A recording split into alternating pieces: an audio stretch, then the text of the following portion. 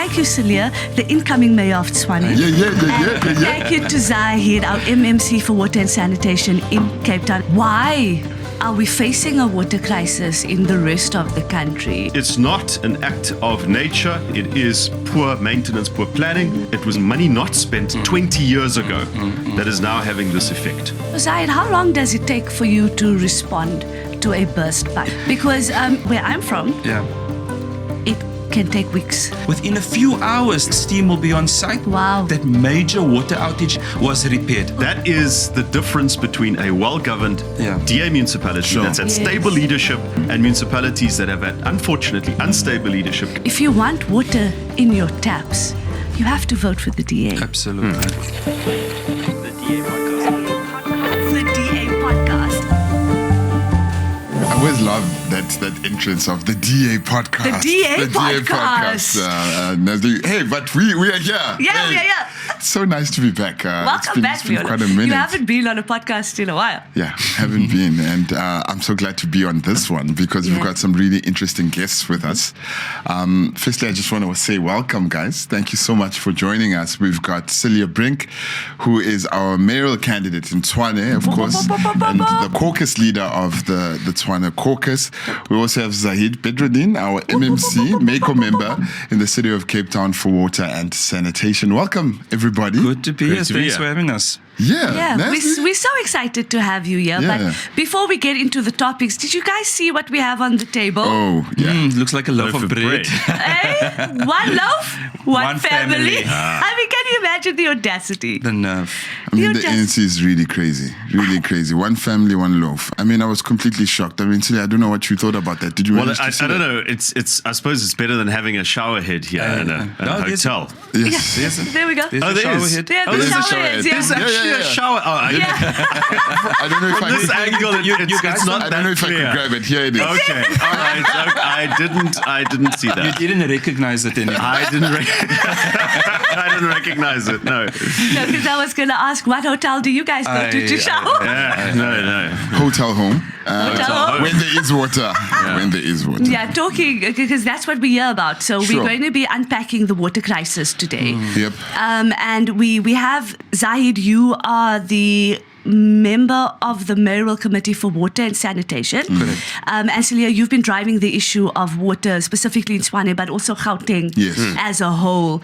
And everybody knows, if you watch this podcast, you know that I use every single episode to speak about water crisis.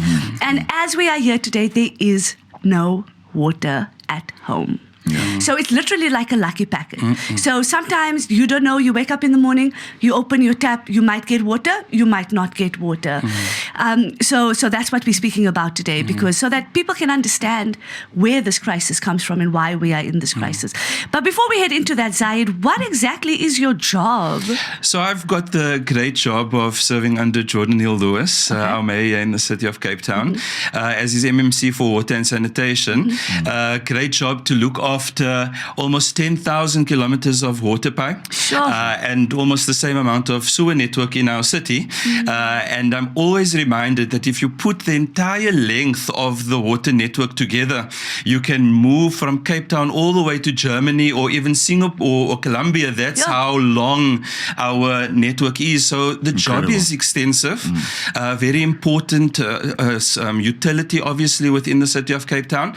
And we're extremely committed to getting the basics right, because we know that nothing can happen without water. Essentially, businesses can't undertake the industry processes that they need to. Schools close down. And as we've heard from you now, you know, people can't even do the basic things like shower. And we joke about it, but I think so many people across our country have gotten so desperate for a better government. And I'm so glad that in the city we're able to show our country actually what can be done differently under DA government to provide such an important service. So we, in my job, we make sure maintenance is happening, but we also make sure infrastructure investment is happening because we are a growing city. And so making sure that water and sanitation is a high priority on our budget is an important objective of mine, so that people can see actually we don't dream about water infrastructure, but we put our money where our mouth is, and that those projects actually roll out on time, on budget, with the positive impacts that it needs to have in our communities across the city. And before water becomes a disaster, because that's the key. If you don't plan and spend before water and sanitation and sewage becomes an issue, then you're left catching up, which is the situation in the rest of the country. Absolutely. Maybe you can take us through that, Celia, in terms of why are we facing a water crisis in the rest of the country, and how did we get here? So let's be clear. A couple of years ago, Cape Town obviously averted the so-called day zero, and that was in the circumstances of serious drought. That was Mother Nature. I suppose there was a planning aspect to it as well. However, the fact of the matter is, as we speak now, the Vaal Dam is relatively full. Gauteng, the Free State, the Northwest, those provinces don't have a water shortage at the moment. They don't have a water drought. The fundamental issue is, in Johannesburg, 50% of the water that the municipality purchases from Rand Water for onward distribution to consumers leaks out. It's because of poor maintenance, poor capital replacement. Tshwane is 40%. Ekurhuleni is a little bit better.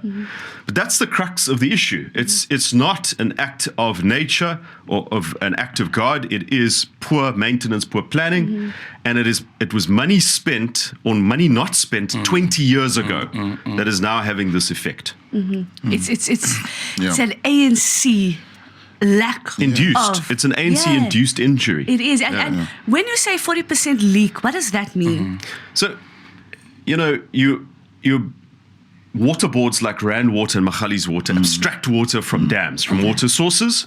They then purify it and send it for onward distribution to municipalities. You've got different water systems. Now, obviously, Rand Water, Magalies Water, the other water boards have their issues, but then it gets pumped into the municipal reservoir, somewhere on a hill or a water tower, and from there it goes to your tap.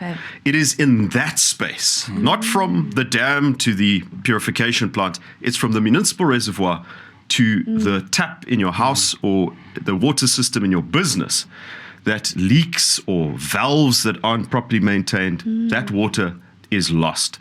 Yes, it's a problem of maintenance. However, it's also a problem of not spending the capital, it's not spending capital budget on infrastructure. And that's actually quite a good predictor of where a municipality is going. What does it spend on putting stuff in the ground, whether it's pipes, whether it's electricity lines? If it's spending most of its money on salaries, contracted services, consumption, things that you spend and then it's gone, instead of spending stuff to put it in the ground that can deliver services, that is predictive of water outages, of the water crisis that we have now. Well, I think it's also important to say that I think long before Johannesburg, there were many municipalities that did not have water. And this water crisis is not starting only now that Johannesburg is being, a light is being shined on it. And I think we have many municipalities like Machebeng in the Free State where, these municipalities and people have been without water. Northern Cape, people have been without water for years. So it is a crisis that has been going on for quite a long time. And so, Zahid, I just wanted to contrast what Celia has just spoken about in regards to the failure of being able to maintain and sort of just highlighting the differences between day zero and what we are currently seeing in places like Johannesburg, places like Machebeng in the Free State, and a number of places where people don't have water. Yeah, and you're so right, actually, because the drought that we had gone through was as a result of a number of years where the rain just simply didn't come to us in our city. So actually our dams were depleting. They were at extremely low levels.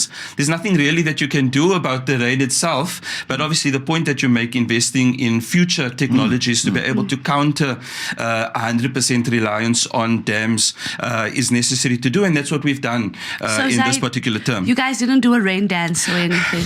No, we didn't do a rain dance, but our previous mayor, now different party, did have a prayer session on Table Mountain. Yeah, I remember that. Everybody was, what's happening here?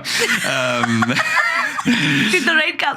The rain eventually came. I'm not sure if the two are connected. I'm not sure. The power of prayer. The power of prayer. The power of prayer. But the point is that it's about making sure you're looking after what you already have, the maintenance component, but then also future-proofing your city in anticipation of a growing city. And so when all your utilities are working, when businesses are interested to come and set up shop in your city, it's necessary to be able to have an extended water network, an extended treated effluent network, and so on, so that you're able to expand, increase your rates, invest more, all of that back into your city, obviously because that's how local municipalities work. And so we've made an intentional decision, actually, since the beginning of this term, that we are going to prioritize basic services, which is what we've done. When I started, our water and sanitation capital budget was about 1.7 billion rand. That was about 4 years ago. And every single year, we have doubled that capital budget. At the moment, we're at about 4.7 billion rand capital budget. Incredible. And I'm so proud of our water and sanitation team, because in the last financial year, you'll be proud of this, that in the last financial year, we spent almost 95% of our capital budget on water infrastructure in our city. But here's the important point, and I don't know if you know this. If you take the entire capital budget of Tshwane and Ekurhuleni, two very important cities in Gauteng, the entire capital budget over a 3-year term, they call it the medium term, that's how you budget. Cape Town spends more on water and sanitation in a medium term, on water and sanitation alone, than Tshwane and Ekurhuleni combined on everything. Crazy. On everything. Wow. And that is the difference between a well-governed DA municipality that's had stable leadership, that has put back that money into the infrastructure, and municipalities that have had, unfortunately, unstable leadership, chaotic coalitions, and where at critical times the priority is unaffordable salary increases or maximizing water tanker spending instead of putting pipes and giving people water in their taps. What was that value of the water tankers that was being spent? It's ridiculous in Tshwane. So I don't just want to talk about Tshwane, but the fact of the matter is Tshwane is the water tanker contract bonanza city. Tshwane spends more on water tankers than any other municipality in the country. It went up, and this is... I'm not talking here about informal settlements. Of course, informal settlements need water provision, chemical toilets and so forth. I'm only talking about places where people already have formal water reticulation. And in Tshwane, in the year that the DA coalition was voted out, that spend went up from less than 200 million to over 777 That's crazy. 700. So 1 year when the ANC took over. Let's look at that. 777 million rand only on provision of water tankers. Crazy. What could you do with that money? Exactly. You could replace pipes. You could put in pressure management systems to make sure that pipes don't burst. You can look at your valves that are leaking. The point is you can invest it in the infrastructure. So he can tell you what you can do with 770 million in 1 year. It is, and it is really a zero-sum game. The more you spend on water tankers, the less money there is for water in the taps. Got you. So tell us, what can you do with 777 million? Let me just say that on the water tanker, we spend 0 rand on contractors for water tankers in our city. 0 rand. All of the water that we provide through tankers, we provide as a service. We own it. So you have your own tankers? We own our tankers. We expand the water tanker fleet every single year for the exact reason that you've said. Our informal communities grow year on year. As you can imagine, more and more people are attracted to business education opportunities in our city. And so the reality of us needing to provide more services and keeping up with national norms means that we have to invest in more tanker fleet that we own, that we manage on our own. So we don't need to pay contractors, third parties for that. And the beauty of that is, if you run enough of your own trucks, you take the incentive I was just going to say that. for this water tanker mafia to smash pipes and sabotage systems. So for about R500 million, 500 million rand, you could potentially get in 160 kilometers of pipe into your city. It doesn't sound like a lot, but let me say, it sounds like a lot. It sounds like a lot when people don't have water. Over here, the mayor's already said push to 1,000. So when I compare it to our own fingers, I already know our ambition is to really ramp that up significantly. But just as a comparison, in 1 year, we're replacing water pipes or sewer pipes, or actually both, water and sewer from Cape Town to Stellenbosch in 1 year. So for the past 4 years, that is what we've been doing, already knowing that we've got to expand that program. So in our next financial year, we've pushed that target up for the administration again, so that we can continue to try and grow. The International Water Association and the World Bank, just as an example, says that best practice is to replace between 1 to 2% of your pipe infrastructure in your city. At the beginning of this current term, we were a little bit off the 1%. We are at 1% at the moment and pushing towards 2%. We know and we accept, because we're honest about this. You know? have to be. We must be honest about it, that there's a lot of catching up to do. But our residents actually see the work being done. They trust that when they're paying their rates, that money is actually going to something that makes a difference. Talking about rates. That makes a difference in their lives. Because when you turn a tap, you want to know that water is coming out. Yes. Well, Celia, I just wanted to, if I can, just quickly. I mean, this water tanker thing, I don't want to let it go. Yeah, because let's dive into it. It really is giving comrades must eat. And I don't think it's only an issue that Tshwane is facing. I think we've seen the use of water tankers starting to happen throughout the country. Can you just maybe expand more about it? Because it seems now it becomes an opportunity for comrades to be able to sabotage water infrastructure to keep this going. Now, when Zahid says municipal-owned water trucks, what I have in my mind are these fancy, sophisticated trucks with the City of Cape Town logo as a proper water truck. In many places, a water truck or water tanker is a flatbed with a JoJo on it. Yes. They literally use the trucks that have to go to a building site. You know, they abstract water from a river and then you use that at a building site.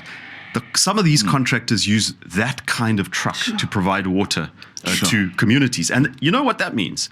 It means more trips. Because the water tanker contractors don't sell water. They don't have purification plants. They don't have like some franchise of, you know, where do you buy your water that purifies it.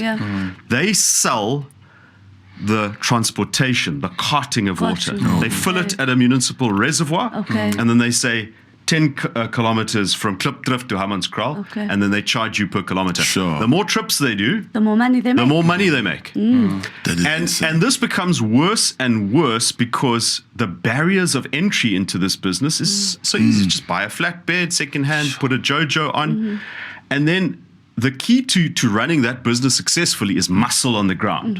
You know, you've got the ward councillor on your side. Maybe he's got a cut in the running of the water tankers, and nobody comes into your territory. And if you go to a place like Hammanskraal in Tshwane, that for years has had an issue of water that's not potable.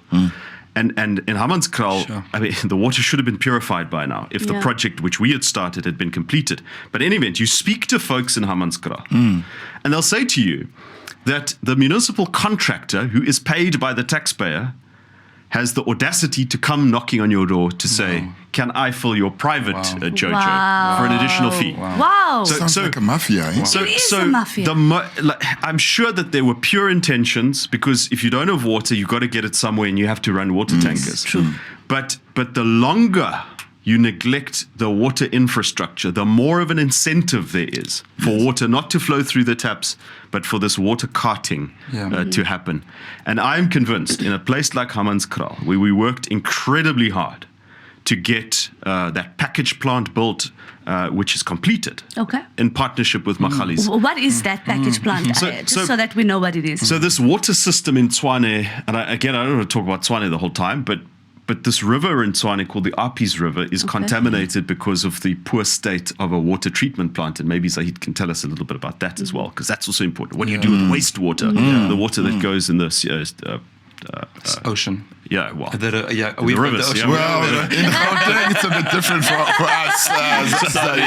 So Rooival wastewater treatment plant, because it's underperforming, it has to be upgraded, and that process, so it pollutes the Apis River. And the solution that was devised with national government under my mayoralty and with our coalition was to build a Magalies water package plant, a modular treatment plant on a different water system, the Pinars River. And that's been built, that's ready. The only problem is when the ANC took over, that entire project of reticulating that water to Hammanskraal stalled. And one of my big suspicions is, if people of Hammanskraal have water in their taps, if this project that we had devised actually works, it takes a whole lot of money away from water tankers. Of course it does, yes. And that is the issue with water tankers. You better be very careful when you see water tankers in areas with water reticulation. It should be a temporary relief, but it becomes a permanent racket. Now, I want to know, because, we've had to use water tankers where I live in Johannesburg because, we just don't have water in the taps. But how do you make sure and regulate, maybe regulate's not the right word, that the water inside those water tankers are safe for consumption? Like, are they tested? Because, we're giving this water to people who have babies at home, who have children at home, who are looking after sick people. The elderly. And all that they can rely on is getting their buckets and filling it up at this water tanker. And then they have to cook with it, they have to drink it. And stuff. But how do we know that it's actually safe for them to consume? The thing is, it's such an enormous logistical exercise, because water tanker operators, and I'm sure there are honest folk who do this kind of thing, but they mainly think about filling the water and then getting it to a point, and completing that trip. But what you've said is key. The municipality cannot just pay for the carting of water. It has to guarantee that water is not contaminated. So you fill up at a municipal reservoir. At that point, there should be somebody in your system of checks and balances to say, okay, is this truck clean? Or have you been abstracting water from the river for another project that you're busy with on a construction site? And then you can't put water into this tanker. And then at the end of it, you have to have somebody to see that tanker actually stops at a place where especially vulnerable folks, vulnerable communities can reach the tanker. I'm thinking about old age homes, creches, schools, ECD hospitals. I was in Shoshanguve the other day, and the lady that runs one of the ECDs there says to me, every time the water tanker comes, and this is block H in Shoshanguve, every time the water tanker comes, it's 3-4 blocks away. And she can't leave the kids that she's tending to go and run to the... So you need such a system of controls. And my point was always, a municipality is not in the business of water tankering. It's in the business of water reticulation. It should be an engineering enterprise. Absolutely. That's where all of the preparations and the systems are. Now, if you're in a water tanker business, it is so taxing. It's a complete different system. And there are risks. There are significant risks to what you've said. And what about here in the city of Cape Town? How do you guys do that? So can I say that when residents open up their taps, there's this implicit trust, or there should be, that when they put their glass under the tap, that water is safe to drink. And so it's really scary. And we're so fortunate in the city of Cape Town to know that by the time a resident opens up their water to drink or to make coffee or whatever, that behind all of that are a team of scientists, environmental health practitioners who are testing water water all the way from the water treatment plant along that network to our reservoirs, and then from the reservoirs to the reticulation network into homes and schools and businesses and so on. And we're so proud of the fact that on our water quality alone, when we consider the SANS 241 standard, national standard, we are at 98% compliance. Okay. And that is because our scientific services, which we are extremely proud of, turned 100 a few years ago, are testing that water samples every single day, multiple samples that come in all the time, around the clock data that we collect non-stop, so that if anything goes wrong, because sometimes things do go wrong, it's a living system, this water network, for sure. we can respond quickly and we can let the residents know that we are picking up an error, a fault, please do ABCD.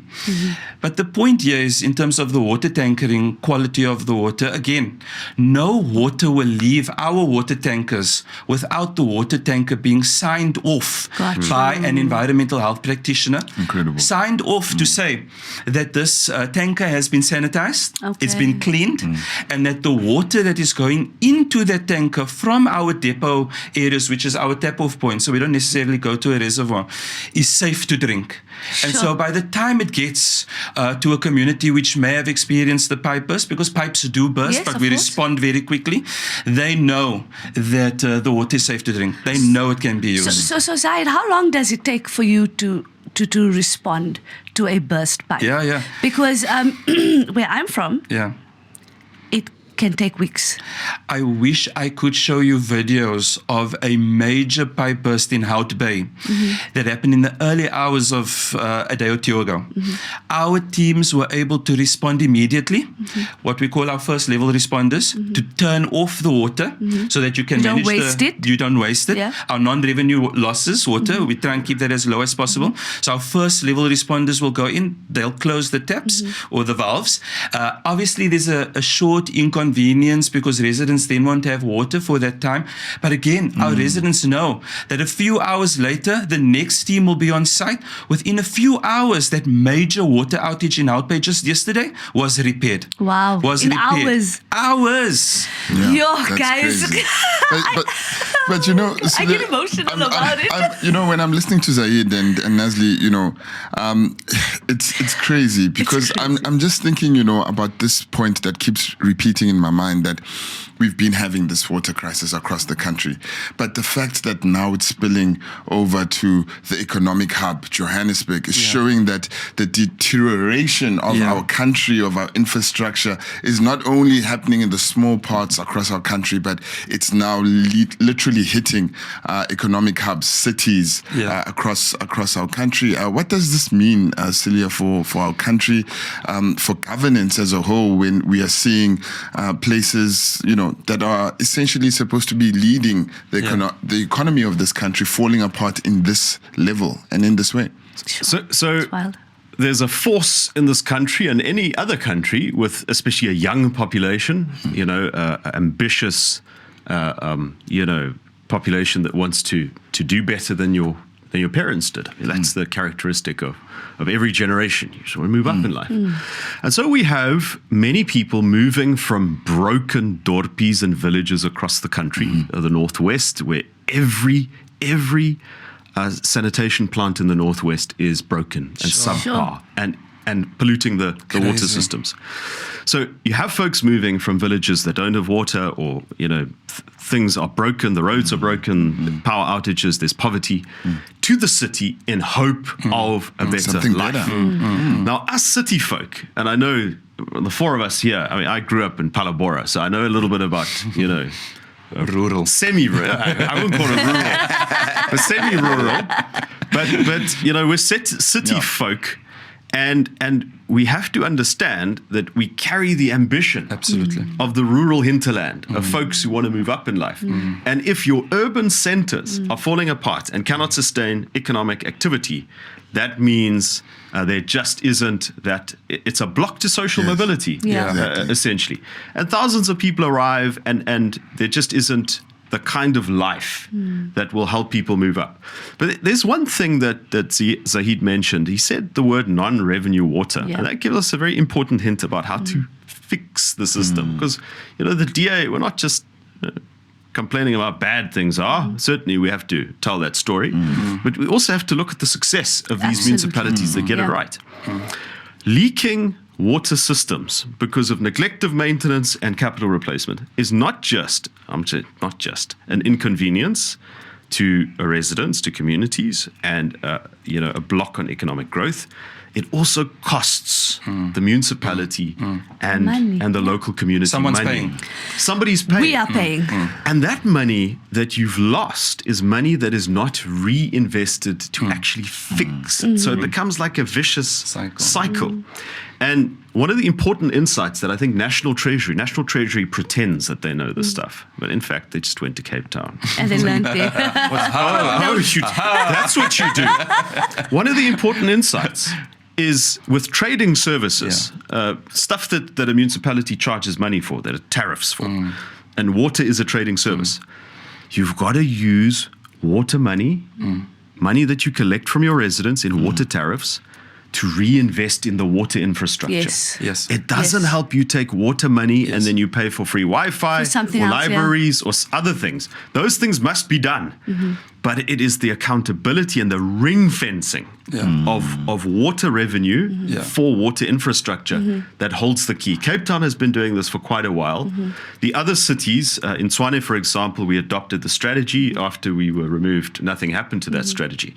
But that is an important part, because once you have clarity, this is the stream of money we're getting from water. You know what you should be reinvesting in the system. Tell us about it, Zahid. How do you guys do it in Cape Town? And the point's exactly that. Water's got to pay for water. And that's why I'm actually so excited about the utility reform strategy, which our Deputy Minister Sarupan has been driving nationally. And as you've said, Celius, we've really already been implementing that for the longest time in the city. But on top of that, the fact is that you've also got to have a healthy collection ratio, so that people aren't only using the service, but actually are paying for the services that can be used. And I imagine in the cities where you guys are from, people, again, don't trust that what they're paying is going to get them anything, so people are potentially not paying what they should be. Paying. Are they? People are paying. Super. People are paying, but it becomes very frustrating, right? So we had a water outage where I live for 23 days. So that's half of the month almost, right? We all got our water bills this week because, you get it just before you have to. And it's based on estimates. So I'm paying the same amount of money that I paid. That's almost a month without water. A month without water. Yes, a month without water. I'm paying the same amount of money that I did. You listen. Disconnect. And they come in, they switch you off so quickly. So quickly. In under 24 hours, you'll have somebody kokoring at your door. Oh, you didn't pay, you missed 5 rand, or you missed by a couple of hours. Cut you off. So that is one of the biggest problems that we are also dealing with, is the billing system and how the money is being used in the city of Johannesburg. It's not going into providing the service back. So on our non-revenue water, we're actually... Again, can you just tell us what non-revenue water is? So essentially, non-revenue water is water that is lost along the system somewhere. So money you can't make, water you can't make money no one from. Is paying for, no resident is paying for that, but obviously the municipality is paying 100% when it buys it from Rand Water or, from other water boards. But back to you. So we're very fortunate. We thankfully don't have a water board in our city. You purify all your own water. We are in charge of the entire water and sanitation value chain. So everything from the dams to our wastewater treatment plants, we are responsible for. And so it gives us, I think, that flexibility to be able to better manage the entire system. Maybe this controversial or not controversial statement, for the fact that we don't have potentially political deployees in a water board that are maybe not controversial at all. That are maybe not even equipped trained or knowledgeable of how this engineering service needs to be provided. So our non-revenue water that is lost and not paid for, is 24%. When Compared to? Yeah. 50% Johannesburg. 50. Yeah. 50. 40% in Tswana. Yeah. Oh my gosh. So 50%. and just as a reminder, it's not that you don't have water. You have water. Yes. That water is being lost. In pipes, wasted. in bursts. The municipality is irrigating the the roads. Yeah. and the roads. Yeah. That's crazy. And That's so crazy. ours is at 24%. It's double everywhere else. In the last No Drop, Green Drop, Blue Drop awards, which is hosted by What the is National. that? So You just said that so quickly. Sorry. Yeah. So National These Cape Department. Town folks, they just assume we all know. Can we take it slowly, Zaid? You said no drop, Yes. green yes, drop, yes, blue yes, drop. Yes. Okay, cool. Okay. So Got it. What does that mean? essentially, National Department of Water and Sanitation should annually host these 3 different awards: No Drop, Green Drop, and Blue Drop. Yes. No Drop speaks to non-revenue water losses. Green Drop obviously speaks to wastewater, the quality of the effluent that you're producing at your wastewater treatment plants. Okay. And then Blue Drop speaks to the quality of your drinking water. Okay. Purity. And so just to zoom into the No Drop Award, the City of Cape Town at the last No Drop Award, which should happen every year, last hosted 3 years ago, we were essentially the best metro. We'll bring that up in No, Parliament. listen. The Yeah, minister do bring must- it, we do need bring it we up. need to know Wait, what's listen, happening in our They stopped it. municipalities. They stopped They it did. because you guys were just We were taking winning. all All of the the awards. awards. We were winning.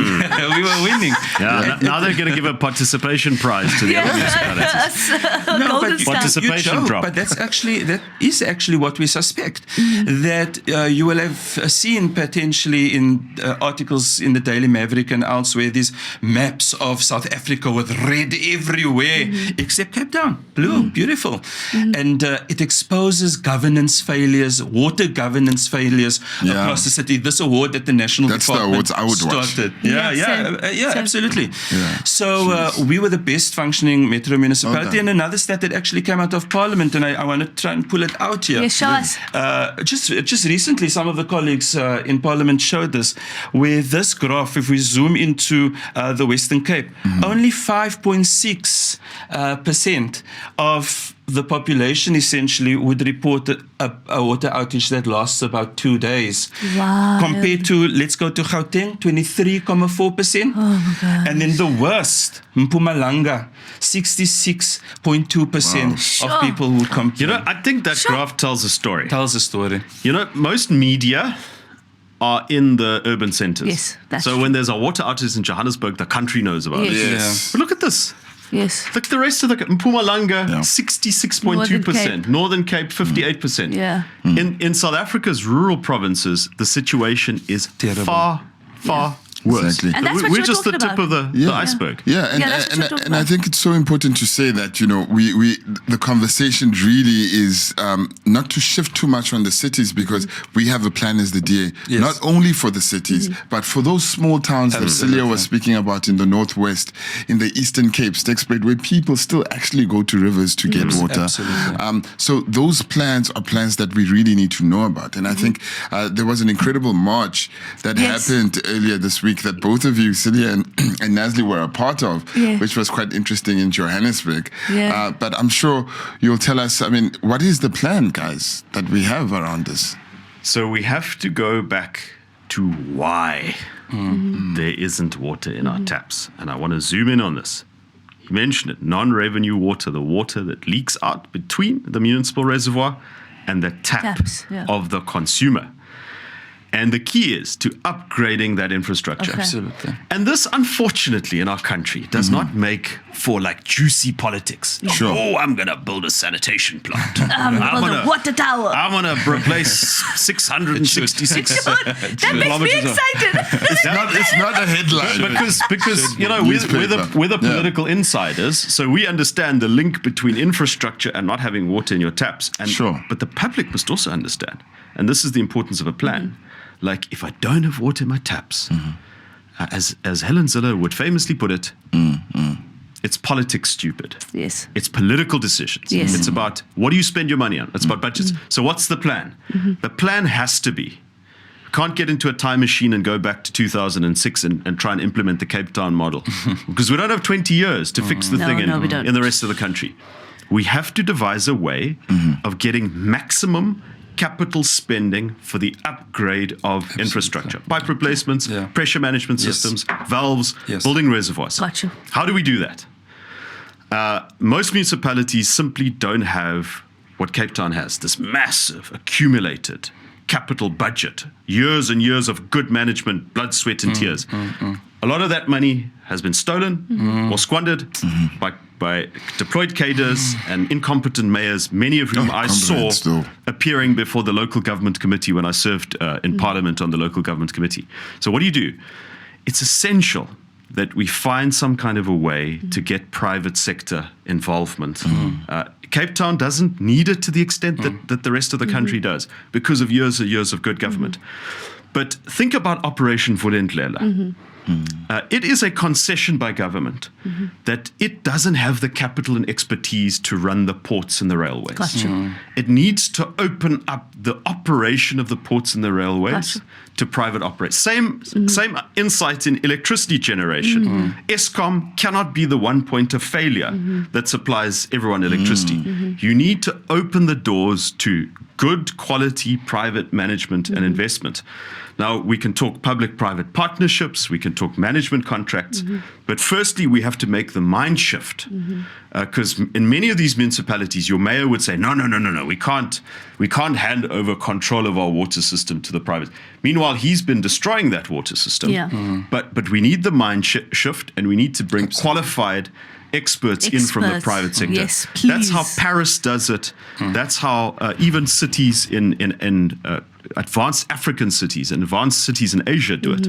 They get these complex projects, they get private sector expertise and capital in to stop the leaks and to get the services to people. You know, Donovan, our other host on the podcast, he made such a good analogy. And he said, let's say you are going to a hospital. You're in the hospital and you are waiting to get a surgery done. And two doctors come in to give you the surgery. And the one is qualified, expert, all of his operations have been successful and he's good. And the other doctor, all of his operations have resulted in death. And they look different. They come from different places, and you as a patient have to choose which doctor is going to give you a surgery. Which doctor are you going to choose? The one who keeps people alive. The one who keeps people alive. Yes. And so the analogy basically the bad doctor might be your cousin, but even though you love your cousin, you'd rather go with the other guy. You'd rather go with the other guy. So the analogy points to give the person who is equipped to do the job the job. Where there's a track record you can trust. Exactly. So maybe you can take us through a little bit about what we just spoke about and Cape Town. Yeah. So how because essentially it's choosing these local government elections. It's choosing between 30 years of bad governance, ruining our infrastructure, zero maintenance, billing us from our ears, everything's happening. And cutting you off as well at the same time. Quick. And then, estimate. Yeah, on an estimate. The audacity. And then you have the DA who has a track record and has a plan. And responds within hours. 2 hours, right? Yeah, 2 to 3 hours. Just want to check. So that's what what this local government election is about. It's about choosing. It doesn't matter who you like, who you don't like, the personality, what type of hairstyle, or what do they wear, glasses or not glasses? I'm not talking about that. But it's who can get the job done. Yeah. Exactly. Doesn't matter.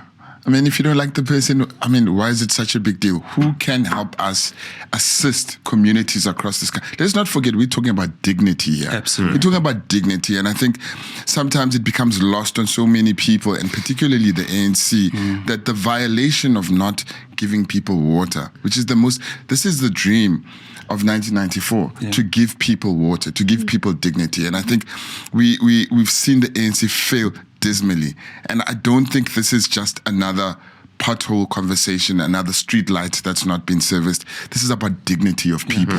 We can't forget that. It's quite a shame, actually, that almost 30 years into democracy, we still have to deal with the fact that there are people walking to rivers to get water. Yes. That they don't even know It's is happening. safe to drink or not. Unbelievable. And that by this time, they should have at least some access to water, potable, safe drinking water from a tap. I think a little while ago, the president had the nerve at that stage to have a ribbon cutting at one tap in some village. And I thought, how embarrassing, actually, that a tap installation is turning out to be an event. What a shame. Lowered our standards. What a commentary on a failure of governance, actually. And so looking at what is possible under a DA government must be clear as blue water, as Jordan always says. Literally. The blueprint. I think blueprint is blue for a reason, and we need this Blue drop. blueprint. Exactly. Snowdrop, blue drop, blue drop. And it's simple. Yes. In those towns and cities that are struggling with water and sanitation provision, residents have the choice in the coming election now to choose to sweep out, get rid of corruption in their local municipalities. Because we should reject the fact that there are politicians who have infiltrated utility services where, in my opinion, politicians or family members shouldn't have any space. Utilities should be driven by experts, engineers It's an who engineering have job. been trained to make calculated and informed decisions regarding pipes, reservoirs, water, wastewater treatment plants, and in presenting those options to a well-run government, the local municipality, so that the decision makers, the mayor, the mayoral committee, the councillors are able to say, we have considered the options you have presented us, engineers, and for these big infrastructure projects, let's say it's a water treatment plant, this is the option that we as council recommend, because ultimately in local government, the municipality, councillors are the final decision makers. That for me would be the first step. Root out corruption. Because it's more corruption, right? I just want to make a final point on this. The ANC very often, when we campaign on get things working, put in meters, do the billing, etc., the ANC sends the scare story. If things work, if the DA comes in, they're just going to take away your free basic services. Oh, no. And the point is, free basic services are only guaranteed in the hands of a place that's well run. Absolutely. You mentioned corruption. Yeah. If you're wealthy in this country, you've got interest otherwhere, you've got elsewhere, you've got a pension fund, or you can sometimes buy yourself a convenience which poor people that depend on things working on a capable state A shower in a hotel. Well, I didn't even mention that. It just makes me too ashamed even to put those words on my lips. But it's the poorest of the poor that suffer the consequences of corruption, which breaks down the state. And let's be clear. In DA municipalities, there is a basket of free basic services that are guaranteed. And some of them, the most generous. Absolutely. And you know what? It's not a problem, because if you manage things, if you meter your water, you can give that package. It's like social grants. A well-run government can give a social safety net to the poor. Absolutely. A corrupt basket case government will take those more and goods more from the away. poor. Yeah. And the DA has never actually kept this a secret. Yeah. We are in the city a caring government, Yes. a well-run government, and we are actually able to provide, especially to our indigent residents, more free water. That's what it's about, because we're able to cross-subsidize, because of the fact that we are raising, the revenue from water that is, the payments for water that's being collected. So we must absolutely shine a light on these lies that are being told by opposition parties to scare them into voting for them because the DA won't do A, B, C, D.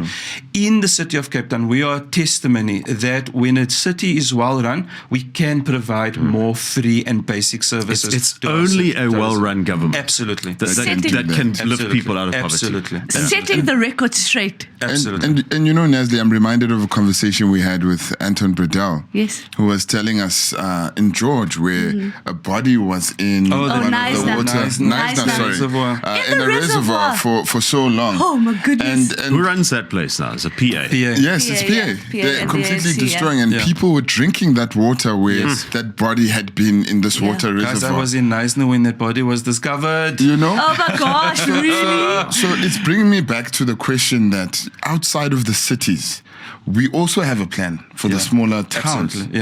And I just would like us to unpack that a little bit about what is the plan there and what are we planning to do. Maybe I'll throw it to Celia, then we give it to you, Zaid. The principles are the same.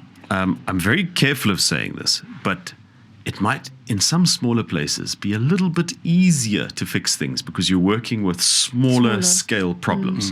You think a metro, that is massive. That is denominations of the tens of billions. In a smaller place where there's one wastewater treatment plant or one purification plant, and where it's not this complicated lattice system of pipes, you might, with a few key interventions in the first 3 years, be able to save so much wasted water that you can actually improve things. And we've seen it with electricity. This is a water conversation. Remember, it's an engineering thing. Yes. Some of one or two towns in the Free State and one DA government now in Namakwa, in Springbok, got an expert in electricity in to basically do the management of the network, the operation of the network, Operation Vulindlela style on local level. And that private operator was able to save tens of millions of rands to those small dorpies within months. Within months. Not like massive capital investment up front only, because you need that, but you need to make the small savings. And you get so much technology these days. You get water leak detection technology that works on, what do you call it? The sounds. Acoustic. That works on acoustic. So you can literally pick it up. Where's the leak? You know? So you know in Joburg, I don't know Joburg, it's Pretoria. In Makkelneuk, for example, there are pipes that were installed in 1910 and 1950. So if there's a leak at Fountain Circle, you actually have to manufacture the coupling, to fix the. So with that acoustic technology where you can detect leaks proactively, you can save a whole lot of money. Yeah, for the month of January, just as an example, in our city, we've got leak detection teams whose job it is specifically to look for leaks. Okay. In January, they walked 3,000 kilometers of our water network with a listening stick, and I didn't make this up. No, I didn't make this up. There's a picture. Maybe you'll put it up. I recently on my social media yesterday. There's a picture of me with the listening stick, actually listening to a leak potentially underground. Sure. And it's so impressive because you've got two ways to identify leaks, visual and non-visual. Okay. Non-visual is obviously under the ground, and then the listening stick works. But then there's another machinery contraption that we've invested in. They I think very lovingly call it the Bigfoot.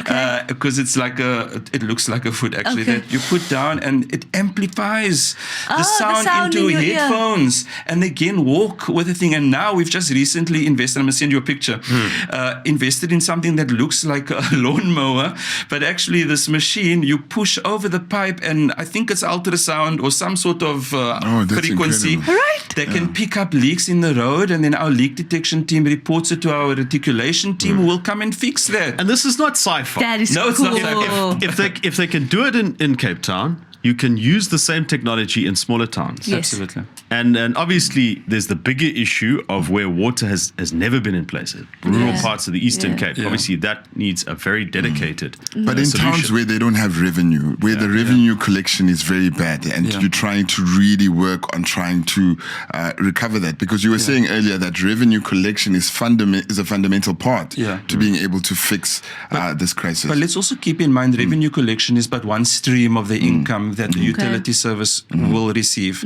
There are also different types of grants that are available from national government and other spheres that will be able to support the type of work being done. And so when we consider smaller towns or villages, etc., it's sad for me to say, but I dream about a circumstance where actually that municipality is able to do the necessary planning, firstly, to say that there exists a water line and we can actually, connect off that line and establish various reticulation points. Ideally, it should go to homes, but it all starts, in my opinion, with future planning. You don't just one day decide to put up a tap somewhere. It doesn't work like that, unfortunately. There are calculations that need to be done, and there are assessments that need to be done, many things that have to be considered. And so it starts with planning. And so once that happens, then you kick off in terms of what's possible after that.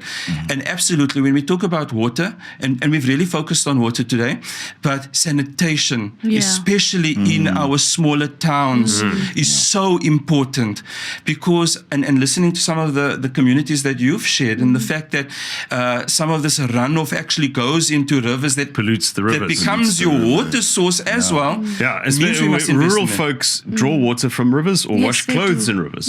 And if you that's terrible, and that should be. But if you've got the municipality polluting that very river stream, as well, that's an aggravating. No, it's also against the law. So maybe we can speak about that, because I'd like to know a little bit more about how the wastewater / grey water, all of that, how that works, and how that also determines water in my taps and the quality of water in my taps. Yeah, so I suppose it's a little bit different for us along the coast.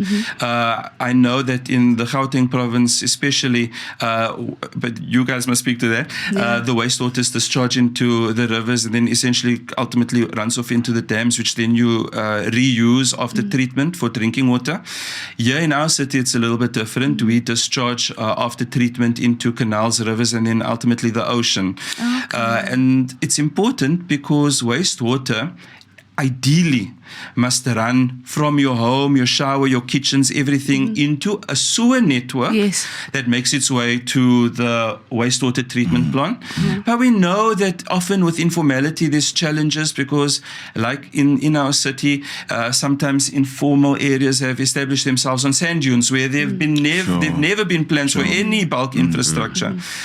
But grey water will follow, that will then run off into the environment. So either directly into a river or stormwater, which then ultimately again impacts the water quality and our ocean. So it's important to come back to basic principles, first principles.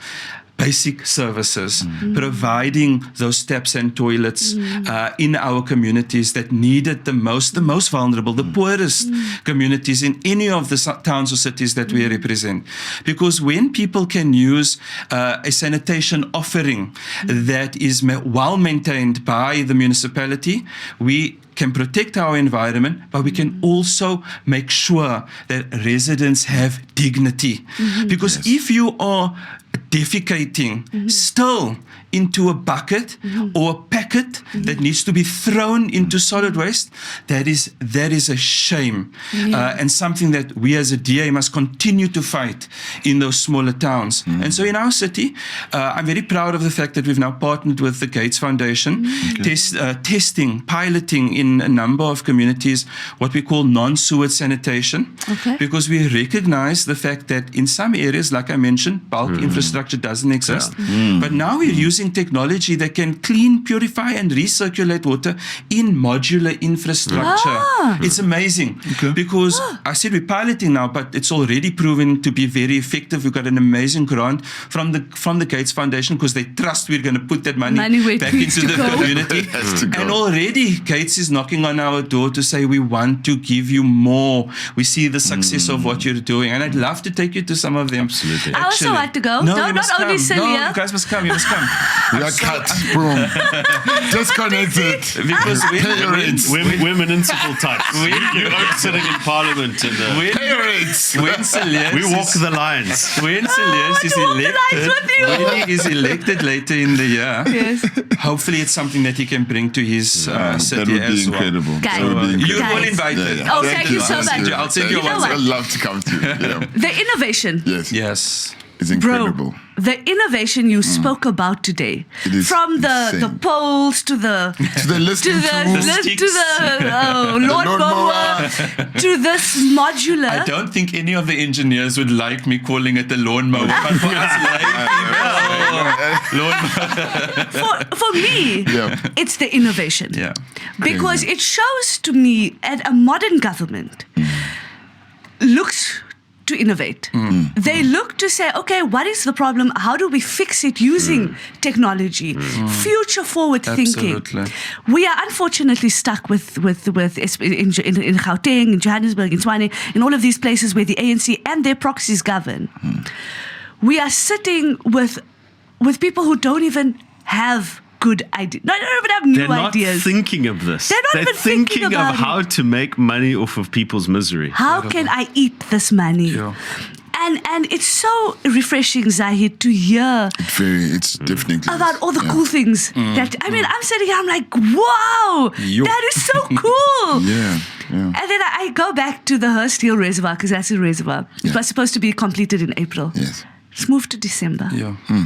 Brixton Tower, I don't even know if it's on yet, because I saw Helen's video where she was speaking about it not even being Yeah, yeah. being connected yet. But Rand Water announced on X that it's done.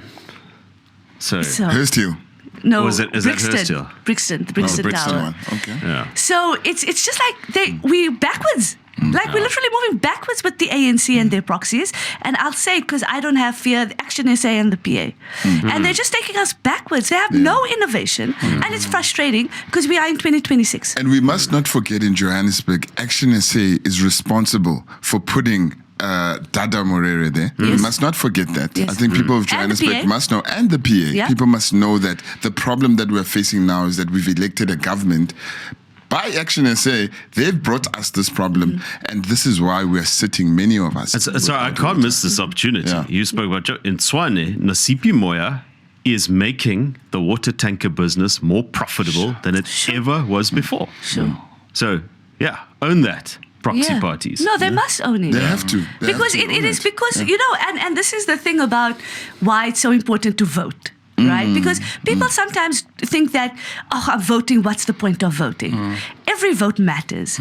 And so when you vote for these smaller parties, this is what happens. It creates instability. And you can tell us about it, Celia, because you went through it. Yeah. Best example, I want to get back to Hammanskraal. We had that solution. You spoke about modular treatment plants. So this package plant that they built in Hammanskraal, 2023, we took hands with national government. Decades-long water crisis. There's a solution. It's been built with national government money. The reticulation just has to happen by City of Tshwane. The first phase of the project was launched, but now it's stalled. And in many instances, people of Hammanskraal don't even have water. What happened between brilliant idea and execution? What happened is that Action SA gave control of Tshwane to the ANC. Yep. And Action SA mayor wears the chain, but the key decisions are made by comrades. And folks have to understand that. You have to know Very what important. you get when you are voting for these parties. You're either going to get DA-led leadership or ANC leadership. There is no PA-led leadership. There's no Action SA-led governments. It's either DA or ANC. Make the choice. Make one of those strong so that we can send the country in a particular direction. Because it's this vacillating between, is the DA mayor is an ANC mayor. Nobody takes responsibility. The officials continue to do what they like. Whereas if you give one party or one DA-led coalition or ANC-led coalition, your choice. If you give them a clear mandate and direction, you know at the next election who to hold accountable. Yeah. I mean, look, if you want water in your taps, you have to vote for the DA. Absolutely. And in Joburg, we could do it. And we can do it in Tshwane. Yes, and we can. can do it in Ekurhuleni. Yes, it's possible. We can have the blueprint that Zahid is speaking about right now in Gauteng. We just need people to vote. Exactly. To vote for this innovation because it's a blueprint. It's a DA. It's our DNA. Clear blue difference. Clear blue difference. I couldn't agree with you more. And hopefully Zahid will share his innovation with Helen and with Celia. Absolutely. And with whoever our mayoral candidate is for Ekurhuleni. We're going to be finding out that very soon. Yes, we will be. Yeah. I'd like for all the viewers to maybe drop us some comments that tell us about their story around not having water, because we can only speak about where we come from and we can only speak about our own experiences. So I'd really love to read some of your comments, just telling us about your experience with water and if you have water and where you're from, where you're watching from. So drop us a comment, tell us where you're watching from and what are some of the experiences you have. Now, I would love to chat to you guys forever because I learned so much on these podcasts. But maybe, Zahid, I'll start with you. You can just give us a message to everybody watching, specifically around why vote for the DA, especially when it comes to water. It's a human right, man. Yeah, it's dignity. Yeah. It's basic service. It's dignity. Yeah. And the choice, I think, now residents across the country are going to have to make to consider whether they want the same as they have currently or whether what we are proud of in our city is something that they no longer have to dream about, something that they can actually have in their lives, in their homes. Because the reality is when maintenance fails, taps run dry. And residents then ultimately pay the price for a failure in maintenance and a failure in governance, and that doesn't need to happen. Yes. It is clear that in well-run DA municipalities, it doesn't need to happen, and that, I would say, is the choice that the viewers have before them in the next few months. Yes. But it's not a choice that they need to think about, is it happening or isn't it happening, because it doesn't have to be our own reality in the city of Cape Town. It's one that each and every one of us can share in our cities and towns. Definitely. And remember, check.da.org.za to make sure you are registered, because you will not be able to vote if you are not correctly registered. Right, Celia? Absolutely, and it's never been easier. You don't even have to wait for registration weekend. It's great to go. You want to stand in the queue and enjoy a bit of the carnival atmosphere, the gees. But you just need a copy of your ID, take a photo of it, follow the prompts on the DA website. But essentially, my closing message is this: to folks who are tired of being without water or being dependent on exploitive and expensive water tankers, the stronger the DA in your council, the better the chance of things working. Make that connection. Make it every day. Every time you see a leak, every time you hear about these lovely innovative things, it's not just the innovation and the engineers who are clever. It's that they've got leadership who care and who back them to fix things. Sure, guys, I don't even want to go home. It's. You can come shower in Pretoria. Thank you. We still have a few. Thank you. It's really hard, and I can't imagine what other people have to go through. Because it's affecting Johannesburg, it affects me directly. But I think about what you say, Leolo, about how many people haven't had water for years. How many people go with, and South Africans are so resilient that we just sort of make do with what we have. We keep going. We just keep going. But we don't have to. It's not okay to do that. So I just dread going home because I don't even know if I can cook, if I can drink water, if I can eat. And it really makes me so angry when I think about the political instability in Johannesburg that has led us here. Celia, if they had taken it seriously, and if they had made sure that they ring-fence the money and not take the money out and use it for their own selfish reasons, then we would have had water in our taps. This is not something that is, like you said, a natural disaster. It's a man-made disaster created by selfish politicians who only care about themselves. And I bet you they all have water tankers. They all have JoJo tanks in their houses because they can afford, or they go and shower at bloody hotels. And the insult to us in Johannesburg is just, the disrespect is loud. It's really loud. And I really hope that everybody watching this registers to vote. We cannot take another 5 years of this. No. And we can't take one loaf for one family. No. Because we can't. these guys take us literally, they think we are idiots. We cannot be fooled by the ANC any longer. And we can't afford it. We can't afford it. And I mean, I wake up in tears when I don't have water, and I'm sure I'm not the only one. Yes. And then we have people who use this crisis for clout because they want to have a word on it. This is not clout, this is my life, this is our lives. And this is the life of millions of people in our country.